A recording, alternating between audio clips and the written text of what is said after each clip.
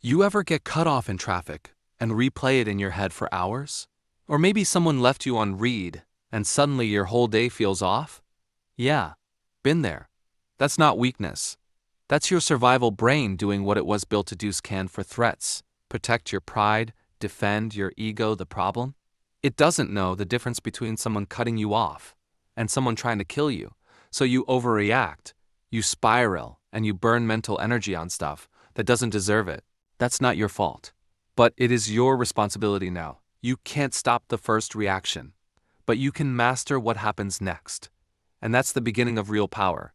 Let's be clear. You don't have to respond to everything that pokes your ego. That sarcastic tone in a meeting? Let it float. That passive-aggressive message from your cousin? Leave it on scene. Most people aren't trying to hurt you.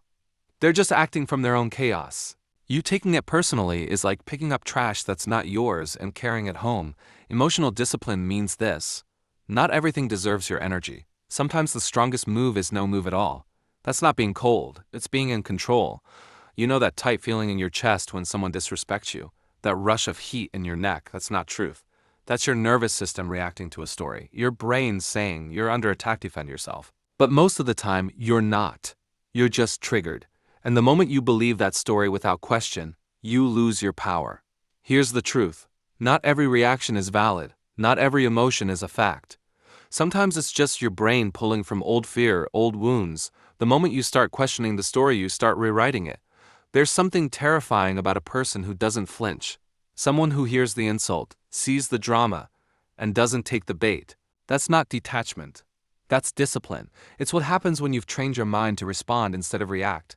You ever sat in a room where someone tried to push your buttons and you just nodded, breathed, and moved on? That silence? That pause? That's where your power lives. People expect chaos. When you don't give it to them, they have nothing to feed on. And you stay untouchable. That weird look someone gave you? That dry reply? That friend who ghosted you? 9 times out of 10, it's not about you. People are living inside their own storm. Their tone, their silence, their energy, it's usually a mirror of what they're carrying, not a judgment of your worth. But here's what most people do: they absorb it, internalize it, spin stories around it, and just like that, your peace gets hijacked by someone else's mess. Learn to say it in your head: not my storm, not my story. That's how you keep your peace clean. Drama needs oxygen. Reaction is oxygen. Every time you fire back, explain yourself. Argue with someone who's not listening. You're feeding the flames.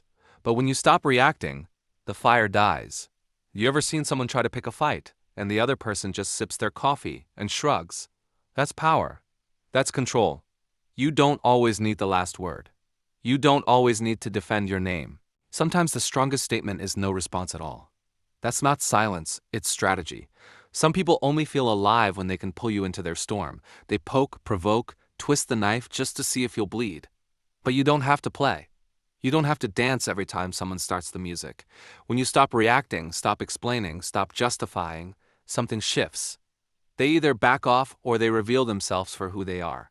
Either way, you win. Calm isn't weakness. Distance isn't to rudeness. It's just you saying, I've got better things to build than arguments to win. Mental strength doesn't happen overnight. It's a rep-by-rep process. Let that slow walker stay in front of you. Let the rude cashier be rude. Let the text sit unanswered. Every time you resist the urge to react, you're building resistance, and resistance creates power. At first, it feels like you're losing, like your role where you're really doing is rewiring your mind, one moment at a time, until the things that used to shake you just pass through you. That's growth. That's self-respect in motion. Let's clear this up. Being calm doesn't mean you don't feel. You still get annoyed, still get hurt, still want to scream sometimes, but the difference is you don't act on every impulse. You don't let temporary emotions make permanent moves. You sit with the feeling. You breathe through it. You choose the response that protects your peace, not your pride. That's emotional maturity. That's what separates people who live in chaos from people who walk through fire without burning everything down. That pause, it's everything. Between what happens and how you respond, there's a tiny window. Most people skip it. They go straight from trigger to explosion. But if you can expand that space just for a second, you create choice. You create control. You can respond with intention instead of regret. Next time someone tests your patience, don't snap. Don't type. Don't talk. Just pause. And in that silence, ask yourself, what does the strongest version of me do right now? Then do that. Not everything needs to be fixed. Not every slight needs a speech. Sometimes the most powerful move is to let it slide quietly, completely, and without bitterness. Think about it. How many times have you wasted energy arguing with someone who wasn't even trying to understand you? That's not strength. That's a leak. Plug it. Protect it. If it costs your peace, it's too expensive. Let some things stay unresolved. Let some people stay misunderstood. You're not here to convince, you're here to evolve. The moment you stop reacting, some people will say you've changed. They'll call you cold, distant, maybe even arrogant. That's fine, let them, because calm confuses people who thrive on chaos. Silence unsettles those who expect explosions. What they don't realize is this version of you didn't come easy. It was built in silence, sharpened by restraint, protected by boundaries. You don't need them to get it. You just need to stay rooted in it. Every time you argue with someone who doesn't listen, explain yourself to someone who doesn't care, or let someone's bad day infect your mood, you're giving away free access to your energy. Lock that down. Your mental space is not a public park. It's a fortress. And not everyone gets a key. The more selective you are with your energy, the stronger you become. Don't just protect your peace, prioritize it. This isn't about turning off your emotions, it's about owning them, feeling everything, but choosing what deserves a reaction. That's not numbness, it's wisdom. You're not becoming robotic, you're becoming strategic. Let the world scream push test. You stay grounded, you move when it matters, you speak when it counts, and when people say, you've changed. You smile because they're right, you've outgrown the noise. You've outgrown the noise.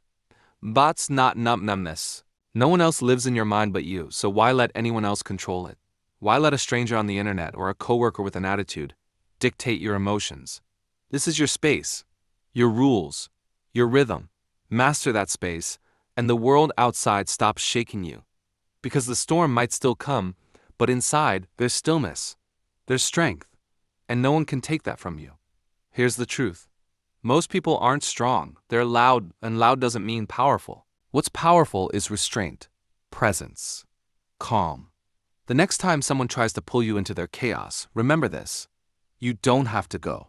You can pause, you can breathe, you can walk away without a word. That's not weakness, that's mastery. And mastery starts the moment you realize you don't owe anyone your peace.